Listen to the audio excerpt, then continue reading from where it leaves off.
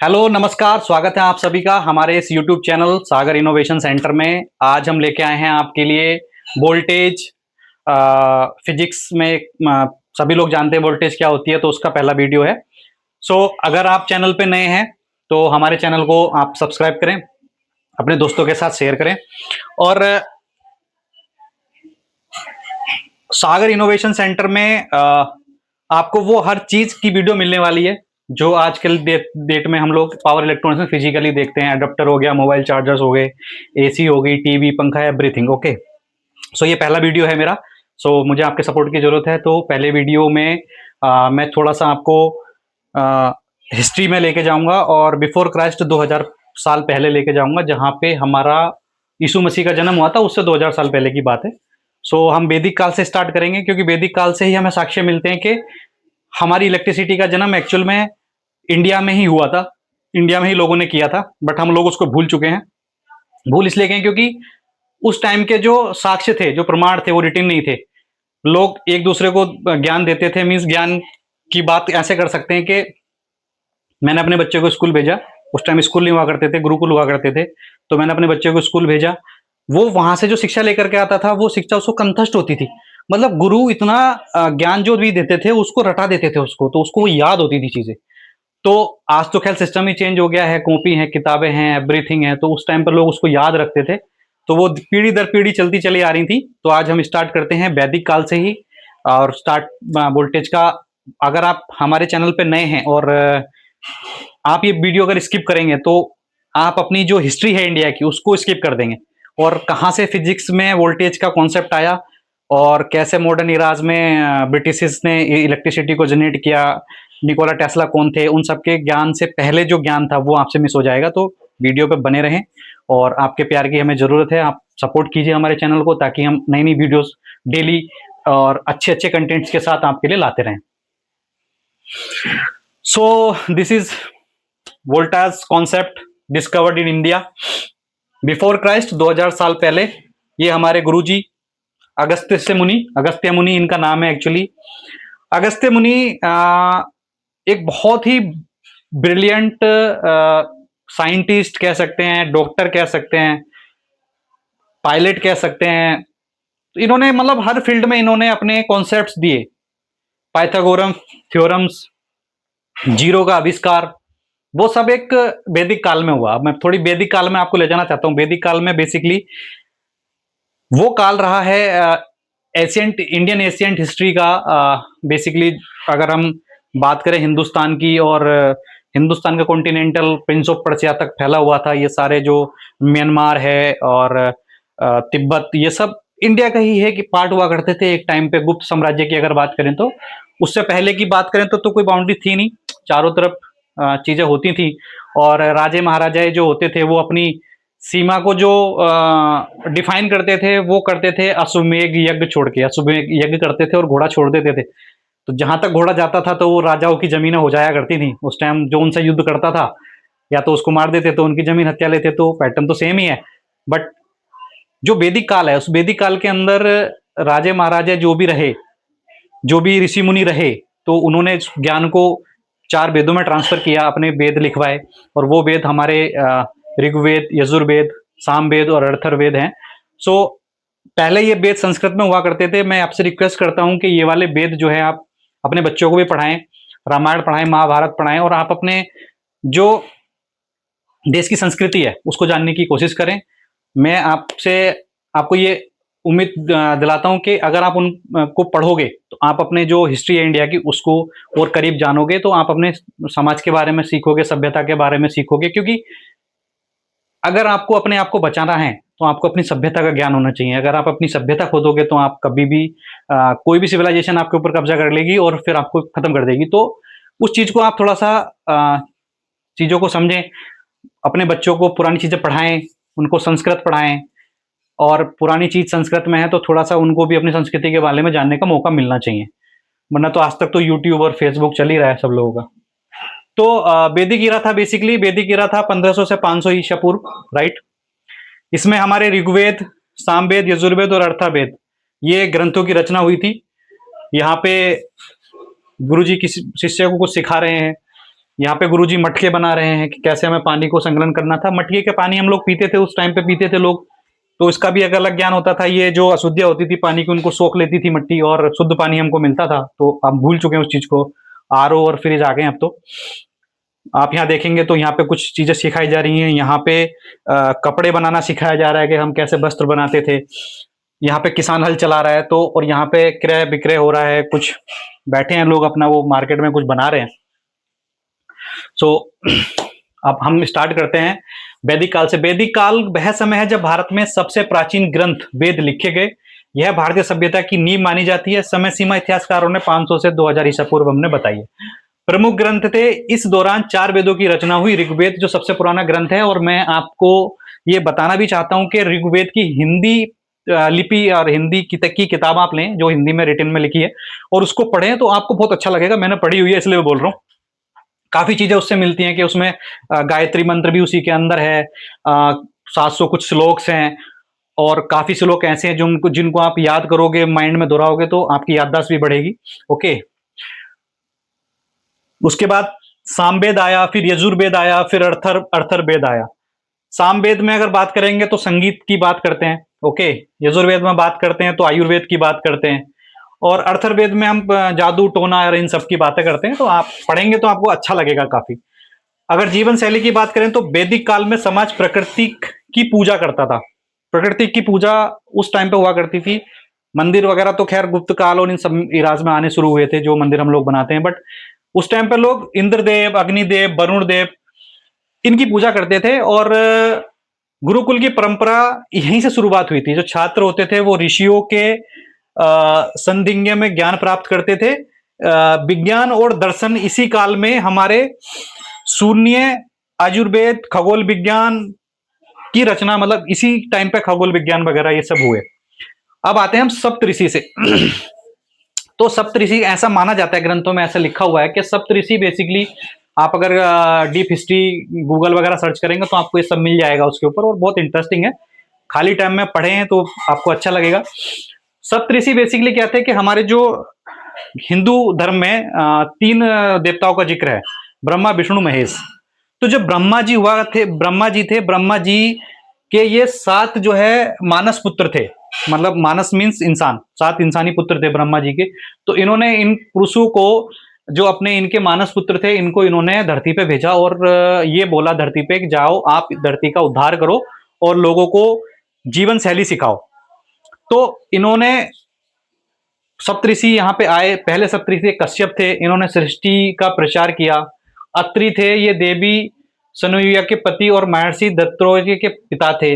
वशिष्ठ ये राजा दशरथ भगवान राम के गुरुकुल थे। ओके, विश्वामित्र थे, इन्होंने प्रसिद्ध गायत्री मंत्र, जो गायत्री मंत्र आपको ऋग्वेद में मिलता है वो विश्वामित्र ने दिया, राइट।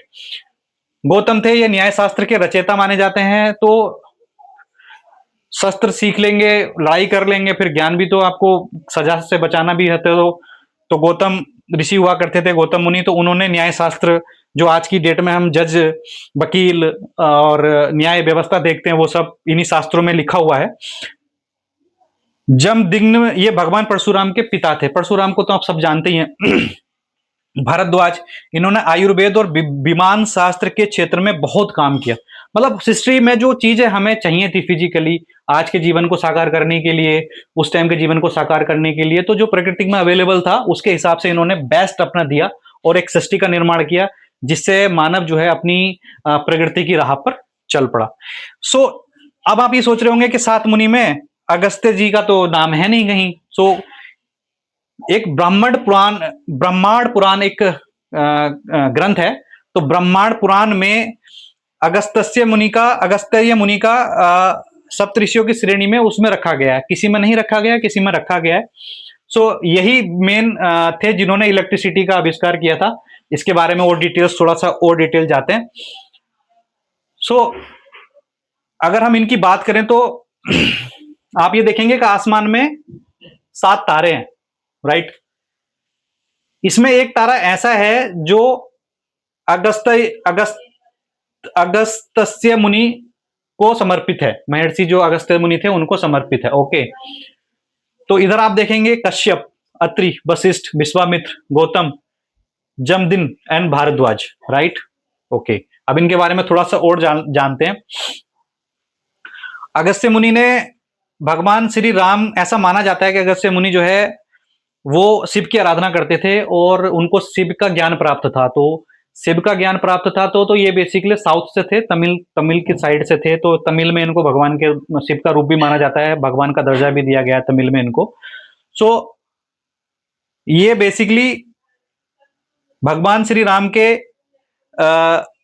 गुरु थे और इन्होंने रावण से युद्ध जीतने में उनको एक मंत्र दिया था कि आप इस मंत्र को करो तो भगवान शिव आप पे प्रसन्न होंगे और आपकी को विजयी बनाएंगे। तो एक इनको ग्रंथ में हिस्ट्री में ये चीज इनको देखने को मिलती है इनके बारे में।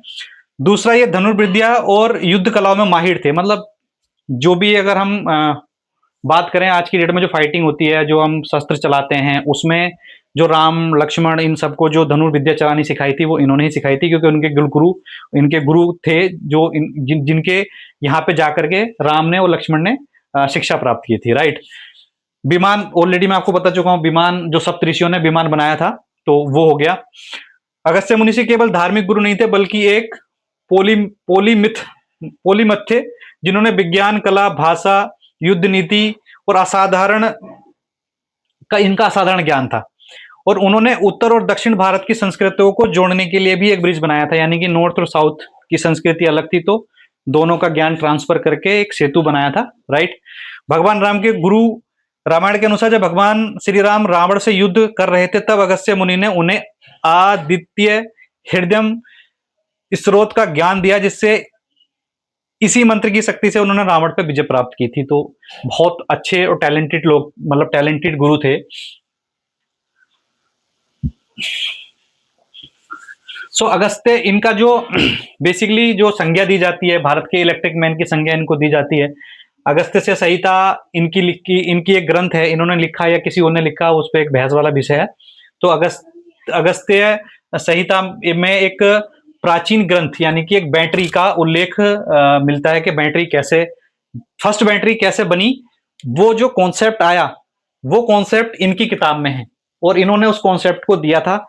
सो इन्होंने उस कॉन्सेप्ट को जब इनकी किताब के द्वारा उस कॉन्सेप्ट को बनाया गया तो उससे इलेक्ट्रिसिटी पैदा हुई थी, वो हम बाद में डिस्कस करते हैं अभी। तो फार्मूला क्या था कि तांबा, जस्ता और पारा, इनको सैंडविच की तरह रखो एक दूसरे के ऊपर तो पॉजिटिव और नेगेटिव टर्मिनल में कुछ वोल्टेज बनती है। उस टाइम वोल्टेज को नापने का कुछ तरीका तो था नहीं, तो बेसिकली ये जो सिद्धांत है वो इलेक्ट्रोप्लेटिंग के लिए उस टाइम यूज होता था। मतलब उस टाइम में इन लोगों ने इलेक्ट्रोप्लेटिंग सीख ली थी। ये 2000 सन पहले की बात है, जब रामायण काल चल रहा था तब की बात। तब हम लोग इलेक्ट्रिसिटी बना चुके थे, बट हमें उसका फिजिकल उपयोग नहीं पता था। लेकिन हम आभूषण को रंगने में और धातु का कलर बदलने में, लोहे को सोना के कलर पर चढ़ाने में, चांदी को के ऊपर सोने का कलर चढ़ाने में। सो आज जो हम आज सुनारों के यहाँ पे जो चीजें देखते हैं वो उस टाइम पे इनकी ही देन है एक्चुअली, राइट। सो तमिल भाषा के पिता कहे जाते हैं। इन्होंने प्रथम तमिल व्याकरण का रचयिता माना जाता है। दक्षिण भारत में इन्हें एक देवता के रूप में पूजा जाता है, जो मैं पहले बता चुका हूं आपको। समुद्र पीने के रहस्यमय कहानी है। तो ये इतने टैलेंटेड थे कि इन्होंने खारे पानी को मीठे पानी में बदलने की कला हासिल कर ली थी और इनके पास उन्हें ज्ञान था। तो इन्होंने मीठे पानी का रिप्लेसमेंट, जो समुद्र में पानी होता है तो उसमें इन्होंने कुछ रिएक्शंस की होंगी, कुछ चीजें डाली होंगी, तो उससे जो पानी को इन्होंने मीठा बनाया था और उस पानी को पिया था। तो ऐसी धारणा भी है कि इन्होंने समुद्र पी लिया था। तो समुद्र मीन्स समुद्र का पानी पी लिया था। मैंने थोड़ा देखा, डीप स्टडी में गया तो मैंने पढ़ा उसको, तो मुझे ये चीजें समझ में आई कि उन्होंने समुद्र के पानी को पिया और वो समुद्र का पानी मीठा हो गया। तो उनके पास ऐसी विधि थी। आज इजराइल भी ऐसी करता है, दुबई, कतर, ये लोग समुद्र के पानी को मीठा करते हैं और फिर उस पानी को अपने शहरों में सप्लाई करते हैं, राइट। सो पौराणिक कथाओं में उन्होंने एक बार पूरा समुद्र पी लिया था। हो सकता है कि उन्होंने कोई ऐसी तकनीकी खोजी जिससे समुद्री जल को नियंत्रित किया जा सके, राइट।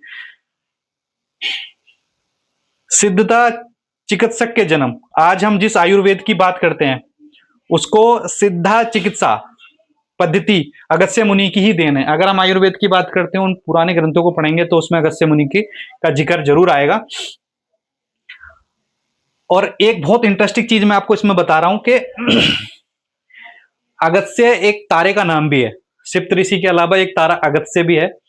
सो वो तारे का एक अपना एक महत्व है। वो तारा जो है मतलब सेकंड सबसे ज्यादा चमकने वाला ध्रुव तारा एक होता है, ध्रुव तारा से थोड़ा सा कम चमकता है, वो सेकंड सबसे कम चमकने वाला तारा है। ध्रुव तारे से थोड़ी सी कम ब्राइटनेस रहती है, बट आप ये पढ़ेंगे भी और आप ये देखेंगे भी कि ये तारा जब चमकता है जब धरती पे हमारे यहाँ हिंदुस्तान में या पूरी दुनिया में गर्मी होती है। गर्मी के बाद जब मानसून चक्र आता है और मानसून में जब बारिश हो जाती है और जब बारिश खत्म होती है तब ये तारा चमकता है।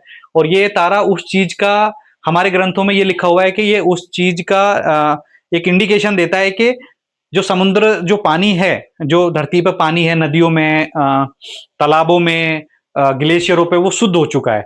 शुद्ध इन द सेंस कि मतलब ऐसे भी कह सकते हैं कि मार्च अप्रैल के महीने में गर्मी पड़ती है, मई जून में भयंकर गर्मी पड़ती है। जब गर्मी पड़ती है मई जून में, तो जो हमारे जलाशय होते हैं, नदियां होती हैं, वो सूख जाती हैं, वाटर लेवल कम हो जाता है, पानी जो तालाबों में होता है वो आसमान में चला जाता है भाप बन के, सबको पता है। और उसके बाद जब वो बारिश पड़ती है, 1 जून को मानसून आ जाता है केरल पे, हिंदुस्तान की अगर बात करें तो हिंद महासागर से और बंगाल की खाड़ी से आना शुरू हो जाता है। इस पर कभी डिटेल एक वीडियो बनाएंगे, ये भी हिस्ट्री से और साइंस से रिलेटेड है थोड़ा। तो जब बारिश पड़ती है तो वो बारिश से सारा पानी, नया पानी ताजा हो जाता है, नदियां एकदम उफान पे चलती हैं, और पूरा जब शांत होता है तो बहुत चारों तरफ हरियाली होती है। तो ये मानते हैं कि मानसून जो है प्रकृति का एक तरीके से रिसाइकल करता है प्रकृति को, और पुरानी जो एनर्जी होती है उसको साफ करके एक नई एनर्जी को जन्म देता है, जिससे नए फूल हो गए, नए पत्तियां हो गई, नया जीवन हो गया, मछलियों का जन्म होता है, और अनेक अनेक पक्षियों का भी उस टाइम पे जन्म होता है। तो ये मानसून खत्म होने के बाद में पानी को शुद्ध हो जाता है, ये भारतीय नाविक। तो ये बेसिकली ये पॉइंट है। दूसरा, इन तारों को देख करके जो भारतीय नाविक थे पहले, वो इन तारों को देखकर ही अपने समुद्र के रास्ते जो है अपने घरों की तरफ आते थे। तो एक बहुत अच्छी इंटरेस्टिंग कहानी है, आप पढ़ेंगे तो आपको बहुत मजा आएगा। सो इनकी एक बेसिकली अगस्त्य संहिता एक इनकी ग्रंथ है जो इस नाम से अवेलेबल है, और उसमें एक श्लोक है। वो श्लोक संस्कृत में लिखा हुआ है, अगर आप देख सकते हैं तो, बट इसका मैं आपको शॉर्ट एक आंसर करके दिखा देता हूं। मृण्मय पात्रे, एक मिट्टी का बर्तन लें, ताम्रपात, इसमें अच्छी तरह से साफ की हुई तांबे की प्लेट रखें, ग्रीवेन, इसमें कॉपर सल्फेट जिसमें मोर और मोर की गर्दन के रंग जैसा कहा गया है वो डालें। कष्ट पासुभी, गीली लकड़ी का बुरादा लें, राइट। दस्ता लोस्टो जिंक, मतलब दस्ता लोस्टो को इन्होंने जिंक बोला है, पारे से लेपित जस्ता माना जाता है, एक के ऊपर एक रखें। और मित्र वरुण संगृतम, सो उससे जो ऊर्जा उत्पन्न होगी उसे मित्र शक्ति, मित्र वरुण शक्ति के नाम से, इलेक्ट्रिसिटी के नाम से जाना जाएगा। तो जो हम करंट फ्लो करते हैं, जो हमारी लाइनों में करंट जाता है, वो बेसिकली मित्र वरुण, उसका संस्कृत में जो शब्द है वो मित्र वरुण के नाम से, राइट। तो अगस्त्य संहिता के अनुसार इस बिजली का उपयोग केवल और केवल उस टाइम पे हमारे ऋषि मुनि जो है वो इलेक्ट्रोप्लेटिंग के लिए करते थे। जो राजा महाराजा उस टाइम पर रहे होंगे, तो वो अगर कहीं पे कोई अपना भवन बनाते थे, बिल्डिंग बनाते थे, अपने रहने के लिए महल बनाते थे, या पूजा करने के लिए कोई छोटा मोटा मंदिर बनाया या बड़ा मंदिर बनाया, तो उसमें जितना भी लोहा, पीतल, सोना, अब सोना एक महंगी धातु है, इतना नहीं लगा सकते थे, बट सोने जैसे दिखने वाली चीज तो लगा सकते हैं। तो वो इलेक्ट्रोप्लेटिंग के थ्रू उसको कन्वर्ट कर लिया करते थे। तो बेसिकली यहां मैंने एक लगाया भी है, अगर आप देखेंगे तो। और इस पैटर्न से अगर आप एक बनाएंगे, बैटरी सिस्टम बनाएंगे, जो कि अगली स्लाइड में मैं जिक्र करूंगा इसका, तो वहां पे 1.25 वोल्ट की बैटरी बनती है। और मजे की बात क्या है पता है, जो हम घरों में सेल बनाते हैं, जो हम इंडस्ट्री में सेल बनाते हैं, चाहे रिमोट का सेल हो या घड़ी का सेल हो या पहले टॉर्च आती थी उसका सेल हो, इसी पद्धति पर बना होता है ऑलमोस्ट। और उसमें 1.5 वोल्ट की ही बैटरी होती है, वो भी आप चेक कर लीजिएगा, 1.25 वोल्ट होता है, AA, AAA सारी बैटरी में, और वो सेम पद्धति पे बना होता है। तो ऐतिहासिक चीजों की बात करें तो अगर इसको प्रूव करना है, अब साइंस है, साइंस की सिंपल थ्योरी होती है, प्रूफ करो, डॉक्यूमेंटेड करो, चीजें आपके नाम से, आपके हिसाब से होने लगेंगी। तो जब साइंस प्रूफ मांगता है, एक्चुअली साइंस प्रूफ मांगता है, तो इन्होंने क्या किया, सन 1990 के दशक में भारत के कुछ वैज्ञानिक हुए थे महाराष्ट्र में, नागपुर, आप सब जानते हैं नागपुर के संतरे कितने फेमस हैं, आप लोगों ने भी खाए होंगे, और संतरों की तो बात ही अलग है। खैर, तो नागपुर संतरों के लिए फेमस है, बेसिकली बहुत अच्छी क्वालिटी का संतरा होता है, कभी विजिट करके आइए, अच्छी जगह है महाराष्ट्र। तो इस लोग के आधार पर उन्होंने एक मॉडल बनाया, वहां के जो स्टूडेंट्स थे या जो यूनिवर्सिटी के लोग रहे होंगे, वहां पे 1.1 वोल्ट की बिजली उन्होंने जो मल्टीमीटर से नापा तो 1.1 वोल्ट की बिजली वहां पे मिली। सो 1.1 वोल्ट की बिजली आज आप नाप सकते हो, लेकिन उस टाइम आप नाप नहीं सकते थे। बट उस टाइम जब आप उसको इलेक्ट्रोड को पूरा फ्लो करते थे तो वो दिखने लगती थी चीजें कि प्लेटिंग हो रही है, और निकाल कर देखते थे तो वो सोने की जो पॉलिश है या चांदी की पॉलिश है या किसी और चीज की पॉलिश है, वो उस चीज पे आने लगती थी जिस चीज को पॉलिश करा जाता था, राइट। सो व्याख्या के अनुसार कुछ विद्वान मानते हैं कि आध्यात्मिक और भौतिक अर्थ बाद में निकाला गया, जबकि अन्य ने इसे खोजा हुआ विज्ञान वाला। ओके, अगस्त्य संहिता का यह प्रयोग इस बात का संकेत देता है कि प्राचीन भारत के लोग रसायन विज्ञान, अब रसायन विज्ञान धातुओं के बीच होने वाली प्रक्रियाओं से भली भांति परिचित थे। भले ही उनके पास बल्ब, पंखा, धातु, मतलब कुछ ऐसा था नहीं कि वो उसको प्रूफ कर सकें कि इससे ये चल रहा है जैसे आज के समय में है, but electroplating is the best example. और मैं आपसे अभी भी रिक्वेस्ट करता हूं कि पुरानी संस्कृति में जो ग्रंथ हैं उनको आप पढ़ाइए, आप खुद भी पढ़िए, बच्चों को भी पढ़िए। ओके, एंड तांबे पर सोने का पॉलिश करना, चांदी पर सोने का पॉलिश करना, लोहे पर चांदी का पॉलिश करना, ये उस जमाने में लोग जानते थे और आज भी हम उसी पद्धति को यूज करते हैं, कुछ इसमें कुछ ऐसा नया नहीं है। ओके, और एक और बात, क्या आप जानते हैं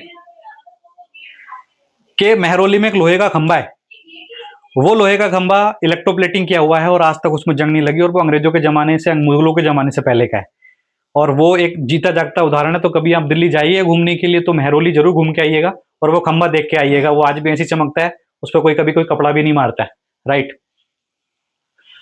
सो यहां पे हमारा जो वैदिक काल था, आप समझ गए होंगे वैदिक काल में क्या क्या, अगस्त्य मुनि कौन थे, वरुण कौन थे, परशुराम कौन थे, तो ये सब ऋषि के बारे में मैंने आपको ऑलरेडी डिटेल में बता दिया है।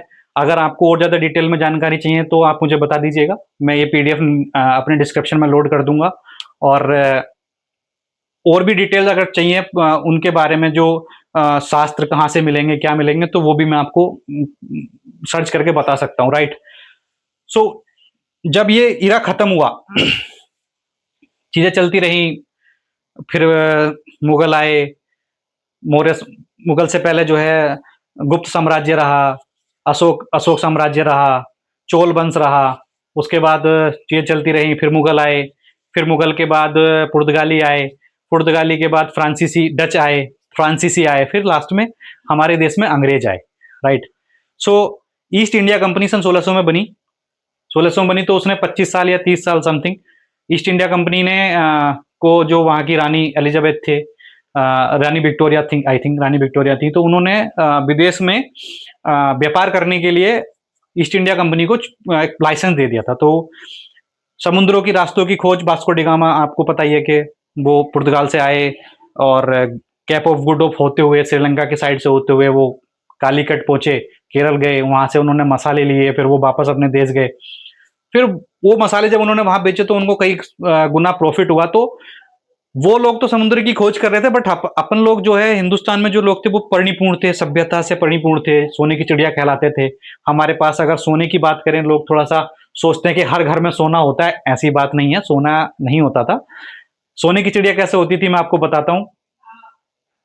अगर आप वाइल्ड गोल्ड की बात करें तो वाइल्ड गोल्ड हम बोलते हैं रुई को, जो कॉटन होता है हमारा, और कॉटन, हमारा हिंदुस्तान का कॉटन ऐसा हुआ करता था, आप अगर इतिहास पढ़ेंगे, यहां से कॉटन के कपड़े जो हम यहाँ बनाते थे और वो यूरोप जब लेके जाते थे ना, ये लोग जो यहाँ से व्यापार करने के लिए जाते थे, तो एक तराजू में कपड़ा तुलता था और एक तराजू में सोना तुलता था।